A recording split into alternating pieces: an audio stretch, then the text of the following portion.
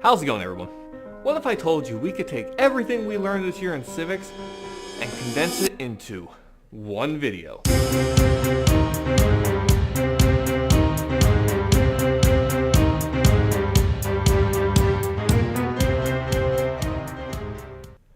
How's it going, everybody? Welcome to Virtual History 360. I'm Mr. Wade, and this is Flipping Civics.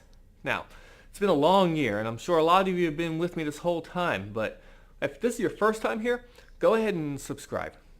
Turn on those notifications. That way you're always alerted, because even though the school year is coming to an end, I'm still going to be making videos over the summer, and that way you get a chance. Maybe you'll see something that you really like. Alright? Now, my students had a great idea that I should come up with a review video of everything we learned this year. And I said, you know what, that's a great idea, so I'm going to try and pump one out tonight for you. Hopefully I get it published and gives you a couple days, because special treat, this coming Saturday, which if you're watching this soon, great. If not, sorry you missed your chance. But this coming Saturday, May 25th at 2 p.m. Eastern, I'm going to do a live stream and answer any questions that you might have about anything that we've learned this year. So, go through this video and take down any notes and then talk to me on Saturday. Sound like a plan? Alright. So, this has been a long year and we've covered a lot, right? You know, it's kind of sad that the year's coming to an end. But you know what? We made it through together, and I hope these videos have been helpful. Hopefully you've taken something away. But let's talk about the units. Now, looking at my list, I have 12 units that we need to talk about. So, what do you say we get started? First unit of the year was citizenship. You know, we talked about who is a citizen. We talked about, how you became a citizen through such as the naturalization process, or who you're born to, such as the laws of blood, or where you're born, the law of soil, right? We also talked about civic responsibility. What is the duty of a citizen? A good example is serving on the jury, right? So we talked about ideas like this. If you want to review it on a different video, check out Being an American. Okay, I'll put a tag up at the top there. Our next unit that we covered was Foundations of Government. We cover Enlightenment thinkers. Think about John Locke. John Locke.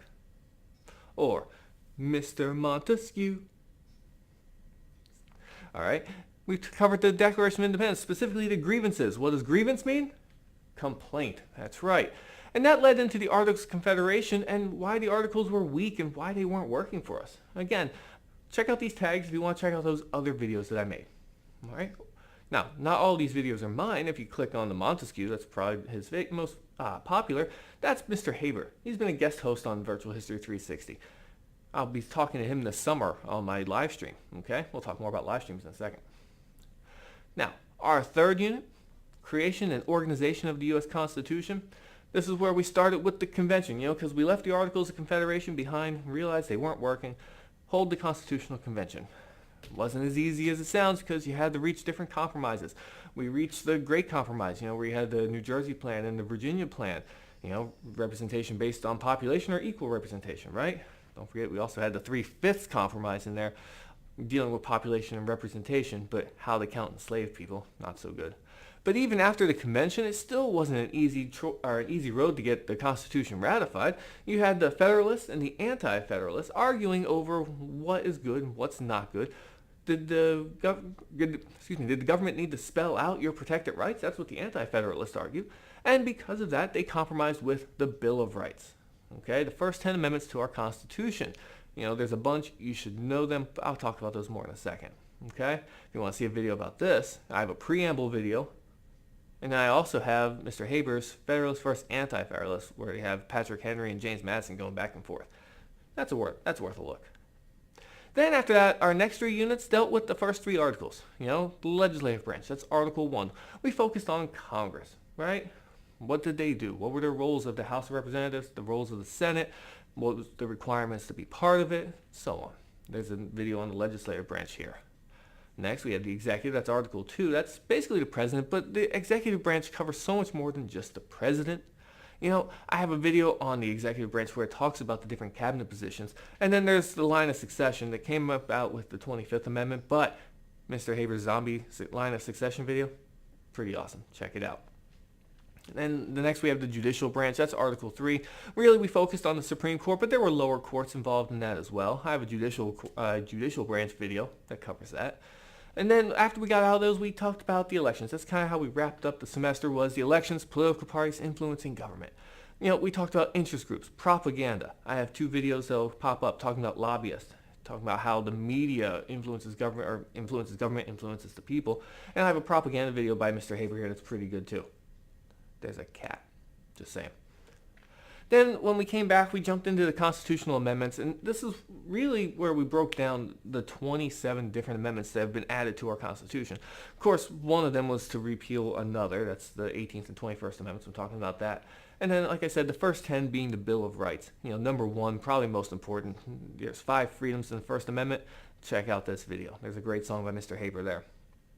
Next unit we jumped into was landmark Supreme cases, and we covered a lot of the cases, and they really do affect us today. Starting with Marbury v. Madison, which gave the courts its power. Judicial review came out of that. And we had McCulloch v. Maryland. We didn't really talk much about Plessy v. Ferguson, Dred Scott v. Sanford in this class, but hopefully you got that in U.S. history. Plessy v. Ferguson we did talk about, and how that's one of the cases they got wrong. We went all the way up through, Brown v. Board, Enright Galt, Miranda v. Arizona, Gideon v. Wainwright, all talking about rights that came out of the Bill of Rights that weren't being protected, that the Supreme Court ruled on, such as your right to an attorney or your right to not self-incriminate, your Fifth Amendment right. Okay? That's really why we hit those Supreme Court cases, because it just reinforced those rights that are protected by the Bill of Rights and other amendments. 14th Amendment's a big one, equal citizenship, both national and at the state level. Then we had the state and local governments kind of segueing into that. Really we focused on, comparing the Florida Constitution, just because that's where I'm teaching. Comparing the Florida Constitution to the national Constitution. But we talked about local government and how things run. Our students actually got to meet the mayor. Hope I got a picture up there that you can see. Next unit was comparative government. That's basically looking at democracies, both direct and indirect, like we have indirect here. We had monarchies, oligarchies, socialism, communism. We covered all the different forms of government that you find around the world, which then led to our last unit, which was foreign and domestic policy, and how the United States interacts with the rest of the world. But it also included, I skipped a part. When we got back to comparative governments, I realized I didn't have a video.